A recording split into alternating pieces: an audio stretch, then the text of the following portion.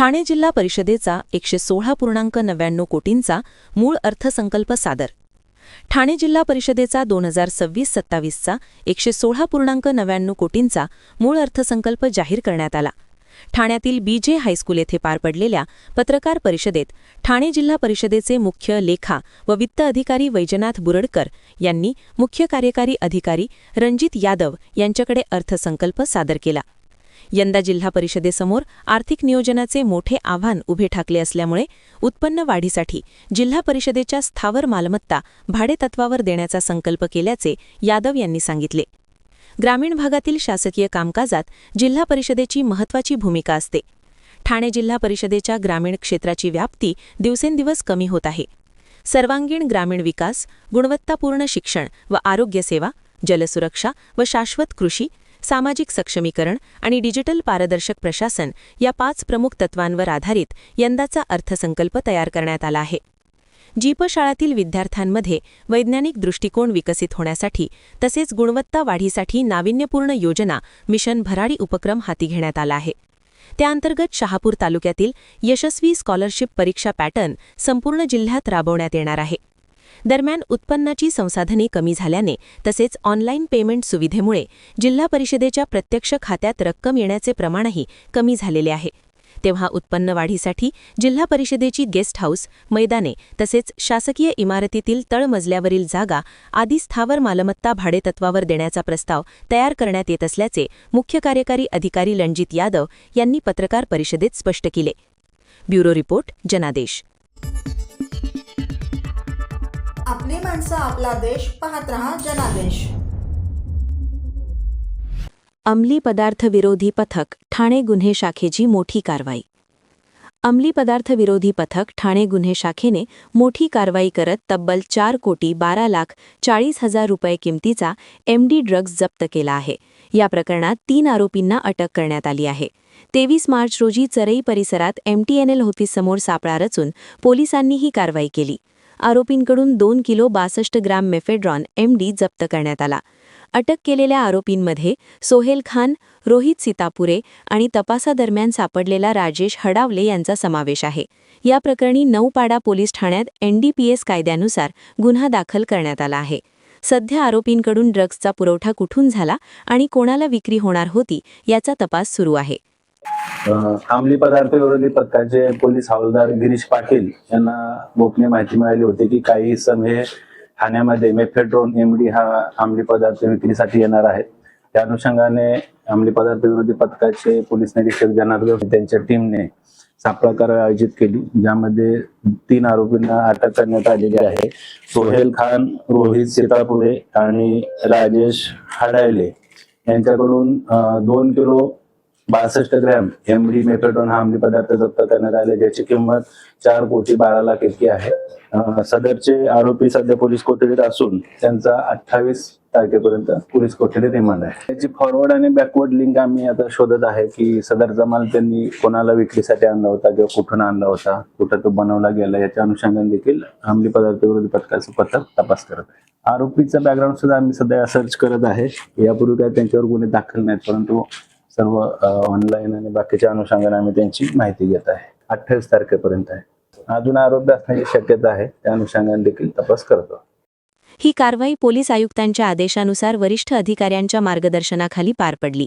या दरम्यान पोलिसांनी नागरिकांना आवाहन केले की अंमली पदार्थांबाबत कोणतीही माहिती असल्यास तत्काळ गुन्हे शाखेशी संपर्क साधावा. ब्युरो रिपोर्ट, जनादेश. आपली माणसं, आपला देश. पाहत रहा जनादेश.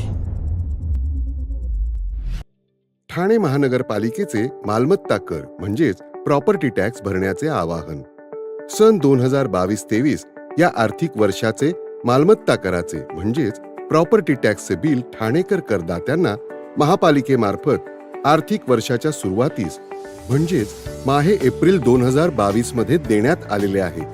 तथापि अद्यापही काही करदात्यांनी मालमत्ता कर महापालिकेकडे जमा केलेला नाही. सध्या आर्थिक वर्षाचा अंतिम टप्पा सुरू झाला आहे. मालमत्ता कर वसुलीसाठी महापालिकेतर्फे कडक कारवाई हाती घेण्यात आली आहे. या अंतर्गत जंगम मालमत्ता, टीव्ही, फ्रीज, वाहन व इतर जप्त करणे तसेच स्थावर मालमत्ता वॉरंट बजावून जप्त करण्यात येत असून मालमत्तेचा जाहीर विक्रीद्वारे लिलाव करून कराची रक्कम वसूल करण्यात येत आहे. मालमत्तेस पाणी पुरवठा करण्यात येणारे नळ संयोजन खंडित करण्यात येत आहेत.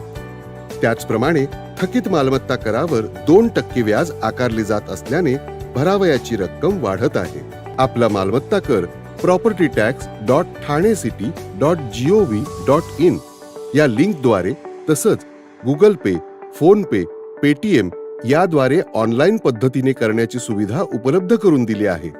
शनिवार, रविवार व सार्वजनिक सुट्टीच्या दिवशी नागरिकांना मालमत्ता कर भरणे सोयीचे व्हावे याकरता महापालिकेचे मालमत्ता कर संलग्न कार्यालय या दिवशी कार्यान्वित ठेवण्यात आलेले आहे. तरी मालमत्ता कर वसुलीची अप्रिय कारवाई टाळण्याच्या दृष्टिकोनातून मालमत्ता कर भरून महापालिकेस सहकार्य करावे. धन्यवाद. आपली माणसं, आपला देश. पाहत रहा जनादेश. निवासी मालमत्ता करामधील बदलांमुळे करदात्यांना दिलासा.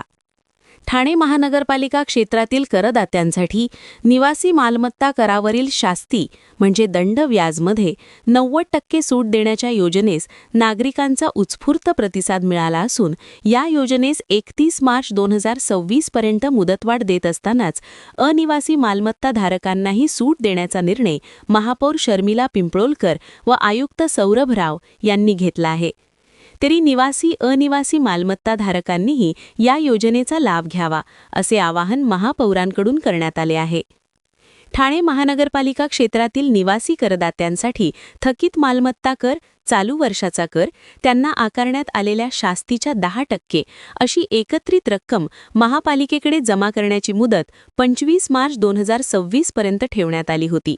या योजनेस करदात्यांचा उत्स्फूर्त प्रतिसाद पाहता या योजनेस 31 मार्चपर्यंत मुदतवाढ देण्याचा निर्णय महापौर शर्मिला पिंपळोलकर यांनी घेतला असून करदात्यांचे आभार व्यक्त केले आहेत. तसेच अनिवासी मालमत्ता धारकांनाही ही योजना लागू केली आहे. ठाणे महानगरपालिका क्षेत्रातील जे निवासी अनिवासी करदाते थकीत मालमत्ता कर, चालू वर्षाचा कर, त्यांना आकारण्यात आलेल्या शास्तीच्या 10% अशी एकत्रित रक्कम महापालिकेकडे जमा करतील अशा निवासी अनिवासी करदात्यांना त्यांच्या थकीत मालमत्ता करावर कराधान नियम 41(1) अन्वये आकारण्यात आलेल्या शास्तीमध्ये 90% सवलत देण्याचा निर्णय घेतला आहे. ज्या करदात्यांनी या निर्णयापूर्वी त्यांचा निवासी अनिवासी मालमत्ता कर महापालिकेकडे जमा केला असेल अशा करदात्यांना सदरची योजना लागू असणार आहे.